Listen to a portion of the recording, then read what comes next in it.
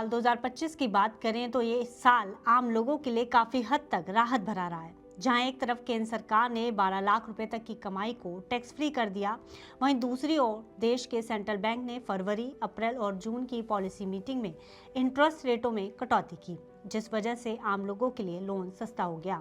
वहीं अब GST council ने इनडायरेक्ट टैक्स में सबसे बड़ा रिफॉर्म कर जीएसटी स्लैब में बड़ा बदलाव किया है और घर के जरूरी सामान के अलावा कई दूसरे प्रोडक्ट्स और सर्विसेज को सस्ता करने का काम किया है, जिसके बाद अब एक बार फिर से आम लोगों में उम्मीद जगी है। और इस बार उम्मीदें 1 अक्टूबर को आने वाली आरबीआई की एमपीसी पॉलिसी रेट से हैं।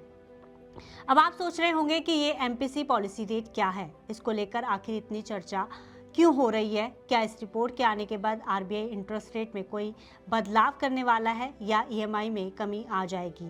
इस रिपोर्ट पर रॉयटर्स पोल ने अपनी क्या राय रखी है, इन सभी सवालों का जवाब आपको आगे इस वीडियो में देने की कोशिश करेंगे।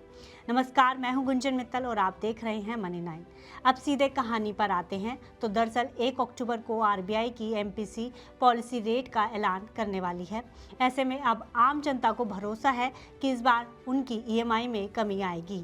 लेकिन ठीक इसके अपोजिट रॉयटर्स पोल ने अपनी एक राय रखी है। अब वो राय क्या है, चलिए ये भी जान लेते हैं। तो रॉयटर्स के इकोनॉमिस्ट के अनुसार आरबीआई 1 अक्टूबर और बाकी सालों के लिए अपनी प्राइम इंटरेस्ट रेट 5.5% पर बनाए रखेगा।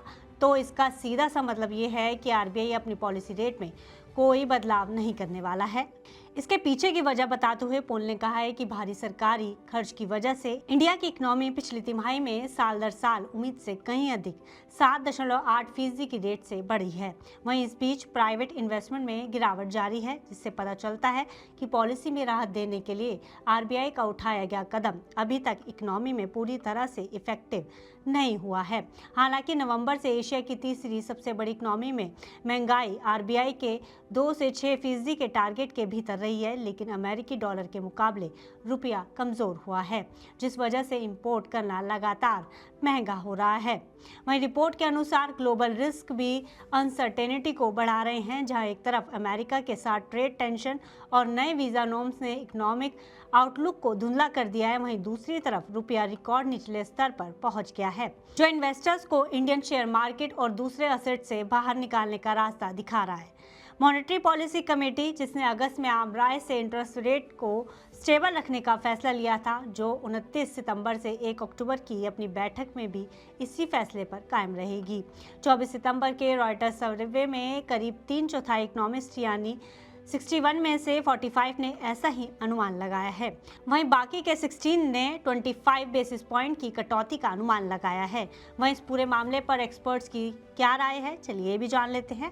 दरअसल एक्सपर्ट्स की माने तो उनको इंटरेस्ट रेटों में कटौती की कोई उम्मीद नहीं है, क्योंकि एक्सपर्ट्स का मानना है कि आरबीआई पहले ही क्लियर कर चुका है कि मॉनेटरी पॉलिसी की ग्रोथ रेट को बढ़ावा देने पर लिमिटेड इम्पैक्ट पड़ता है। प्राइवेट इन्वेस्टमेंट में अभी तक ग्रोथ शुरू नहीं हुई है, क्योंकि सैलरी ग्रोथ काफ़ी हद तक एक ही जगह स्टेबल रही है। साथ ही नौकरी को बचाने को लेकर भी टेंशन है, और ये अनुमान बाकी दूसरे एक्सपर्ट्स भी लगाते हैं, जिनमें से 50 में से 26 ने अनुमान लगाया है कि रेट कम से कम साल 2025 के अंत तक बदलाव नहीं होगा। इससे पहले अगस्त के महीने में भी अनुमान लगाया गया था कि दिसंबर की पॉलिसी मीटिंग में कटौती की उम्मीद है। तो ये रही 1 अक्टूबर को होने वाली आरबीआई की एमपीसी पॉलिसी रेट की पूरी कहानी। अब इस पर आपकी क्या राय है, हमें कमेंट बॉक्स में लिखकर ज़रूर बताइएगा। और ऐसे ही फाइनेंस से जुड़ी बाकी खबरों के लिए देखते रहिए मनी 9।